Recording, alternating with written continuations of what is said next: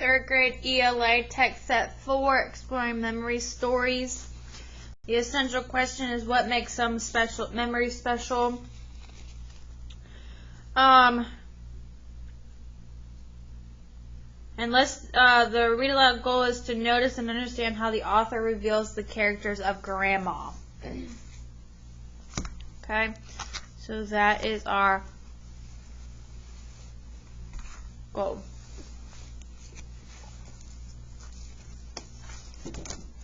Today I'm going to read Grandma's Records by Eric Velsky. Raise your hand if you've ever seen a vinyl record or a record player. You may also want to, okay. This is an old-fashioned, right here. This is an old-fashioned record player. In the 1960s, when the story takes place, records were the main way for people to play music at home. How do you play music at home? Do your parents or grandparents play you their music sometimes? If you were writing Grandma's Records, would it be about how much you love the music or how much you hate it? Let's see how the boy in the story feels about his grandma's records.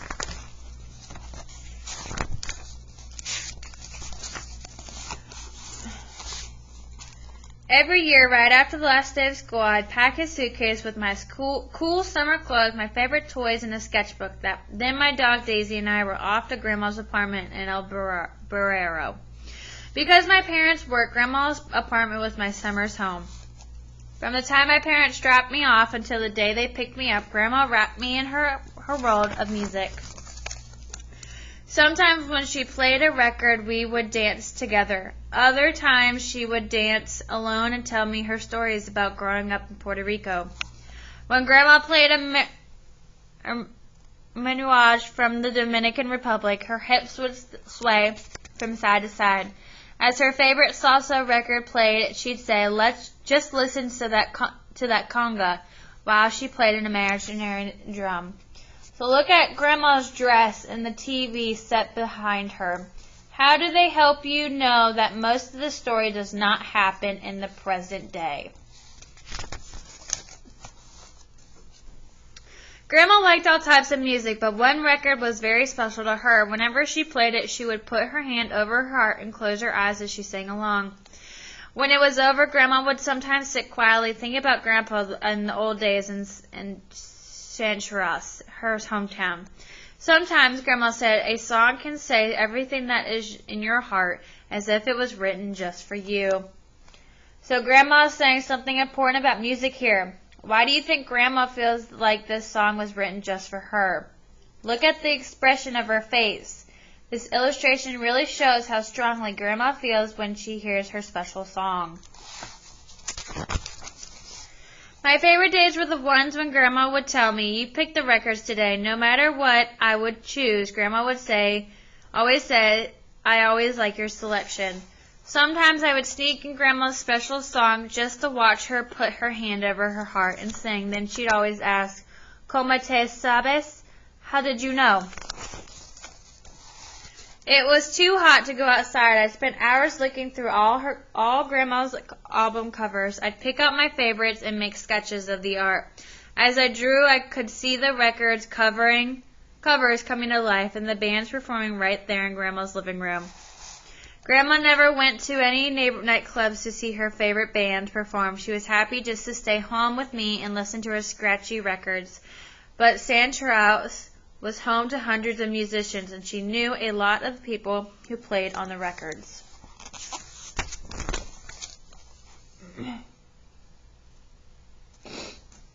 Grandma's nephew Sammy played percussion in Rafael Cordes' band, the best band in Puerto Rico. One day, when the band was in town, Sammy brought over Jorge and the band's lead singer, Ismael Rivera, for a surprise visit. Home-cooked meals were hard to come by on the road, and they couldn't pass up the chance to taste Grandma's famous arroz con gradles, rice and pigeon peas. So what do the words and illustrations tell you about Rafael Cordes' band? While eating dessert, Sammy had another surprise for Grandma. 2 tickets to the band's first New York concert and their brand new record, which wasn't even in the stores yet. I raced over to the record player, thrilled to be the first New Yorker to hear their latest music.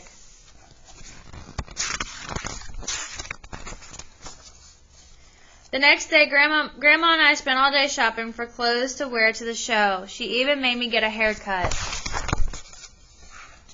The theater was all the way up in the Bronx. We took the subway there, and Grandma was nervous during the whole ride. When we got to the theater, we walked past the long line of people and went right inside because of our special tickets. The theater was bigger than all the movie theaters I've ever gone to. So what an amazing moment. This is for the boy and his grandmother. I wonder why everyone else is doing the same thing as Grandma. The band made a spectacular entrance. Suddenly the theater went dark. Tiny lights glittered and a loud siren filled the air. I heard Grandma gasp, "Ah, Dios mío!" Oh my God.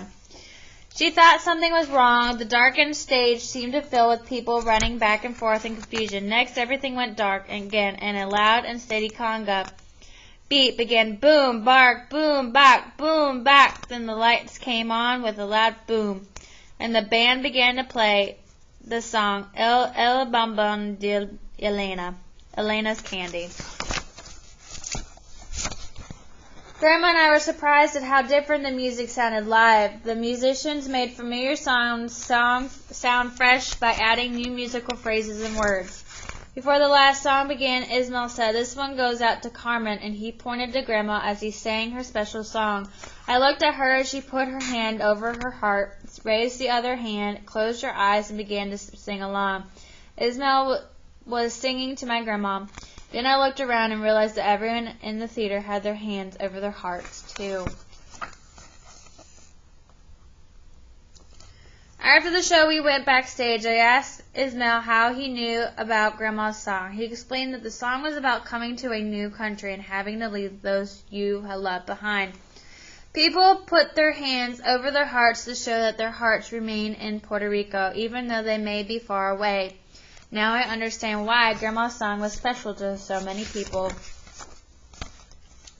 Over the next days and weeks, Grandma and I put on our own shows imitating Corgo's band. Grandma wished such a special night had been captured in a recording so that she could listen to it again and again.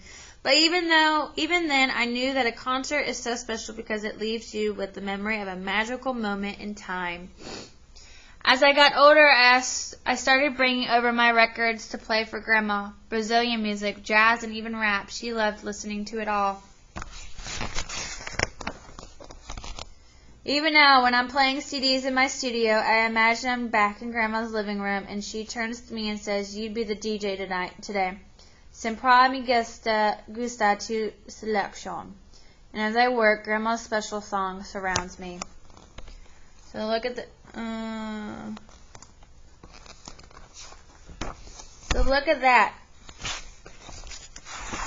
Look right here. This is the illustration that was in on the cover. How can you tell he's listening to his grandma's special music? How do you know?